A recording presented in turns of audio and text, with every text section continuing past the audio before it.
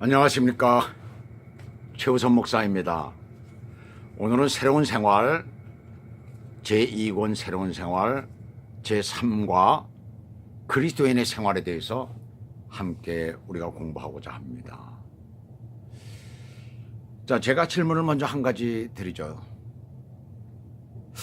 당신은 그리스도인의 생활, 가장 아름다운 생활이 무엇인지 아십니까? 인간의 삶 가운데 가장 아름다운 것은 그리스도인의 생활입니다. 그리스도인의 생활은 이 세상에서 가장 거룩되며 진실하고 또한 아름다우며 가치가 있어요.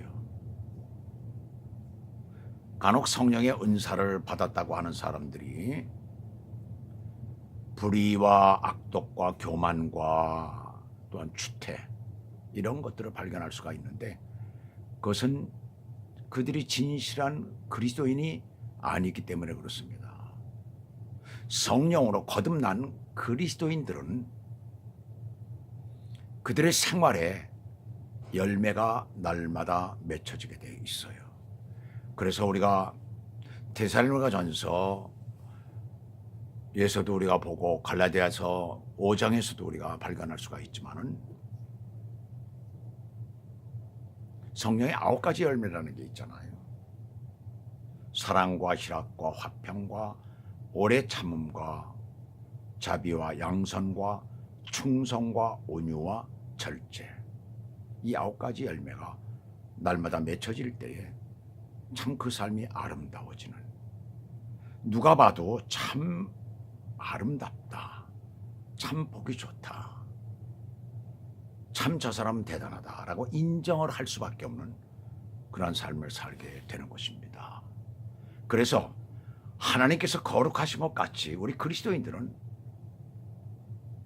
이렇게 성령에 충만해 가지고 살게 될 때 그러한 열매를 맺을 뿐만 아니라 우리의 삶이 더욱더 거룩해지는 거예요.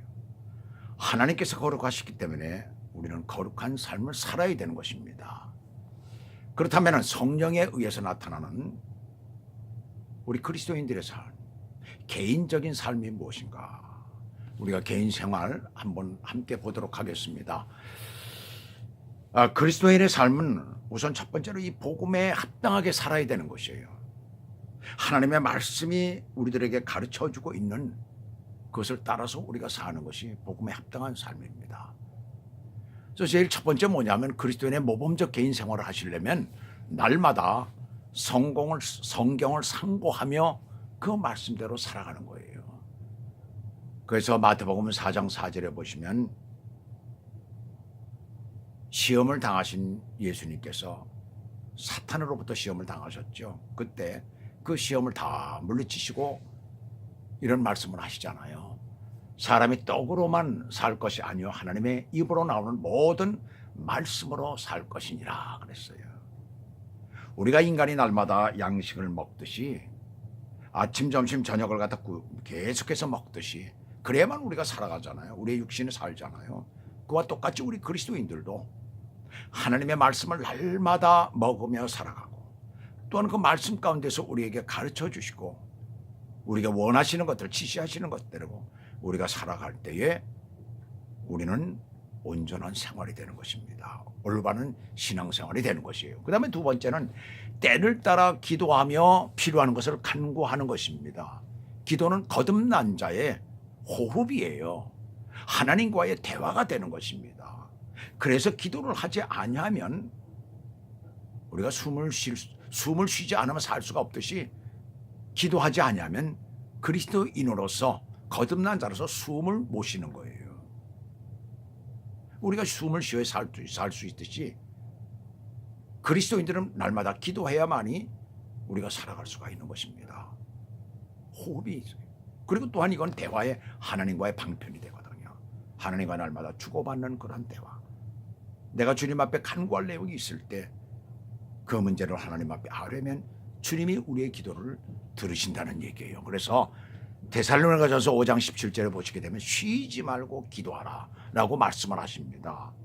그리고 또 누가복음 11장 9절에 보시게 되면 내가 또 너에게 이르노니 구하라 그리하면 너희가 뭐 하나님께서 우리에게 주실 것이요 너희가 구하기만 하면 주실 것이요 찾으라 그러면 찾을 것이요 문을 두드리라 그러면 열릴 것이다 라고 말씀을 하고 있습니다.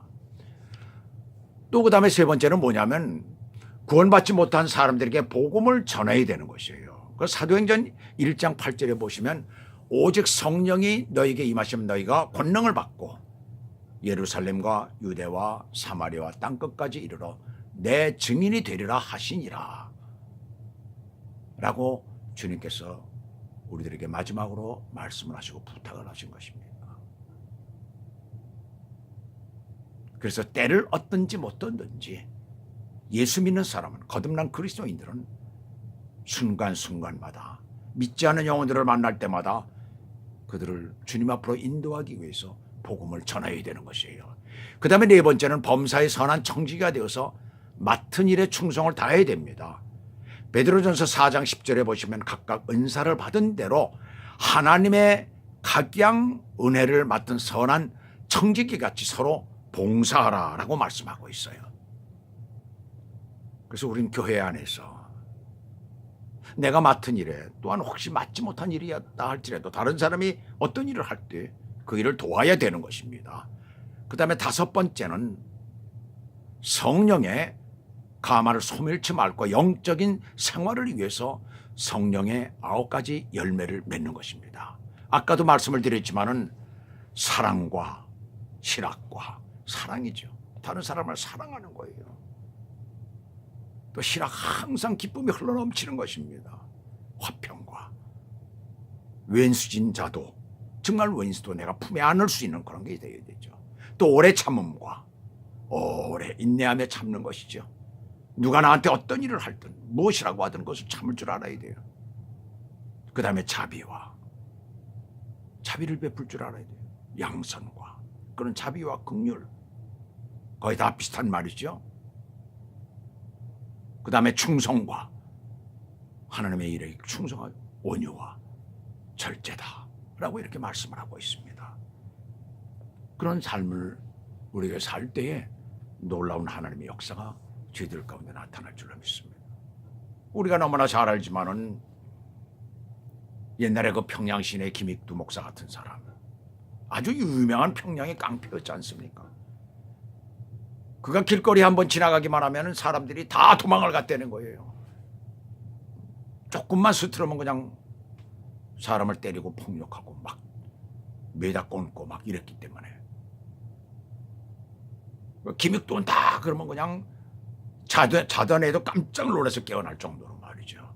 사람들이 그 얘기만 듣기만 하면 다 도망을 갔다는 거예요. 그런 그가 완전히 변화돼가지고 목사님이 됐잖아요. 그가 한 번은 길을 가는데 어떤 사람이 물을 버린다고 잘못 버렸어요. 그 사람한테 완전히 그 구정물이 말이죠. 설거지했던 물이 말이죠. 식당에서 나와가지고 그걸 휙 던지는데 그 사람의 얼굴에 완전히 뒤집어쓴 거예요. 그 식당 주인이 어떤 생각이 들어요? 저거 김익두구나. 이젠 죽었구나 완전히. 김익두 목사님 그때 훌훌 것을 털면서 씩 한번 웃더니 예수 믿으시오. 그러면서 가더랍니다.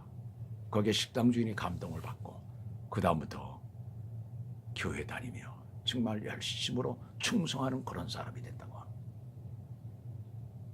바로 우리 거듭난 그리스도인은 그런 삶이죠. 이 세상에서 가장 아름다운 삶. 우리에게 가장 인간은 누구나 행복하기를 바라죠. 그 행복을 어떻게 우리가 얻을 수 있을까요? 자기의 마음가짐에 있다라고 어떤 분은 얘기해서 맞습니다. 예수 믿으면 그 마음이 우리 안에 생기게 되어 있습니다. 그러면 아무리 우리의 형편이 어렵고 힘들어도 우리는 늘 기쁨을 가지고 살아갈 수가 있는 것입니다. 그러한 여러분들이 되시길 주님의 이름으로 부탁을 드립니다. 감사합니다.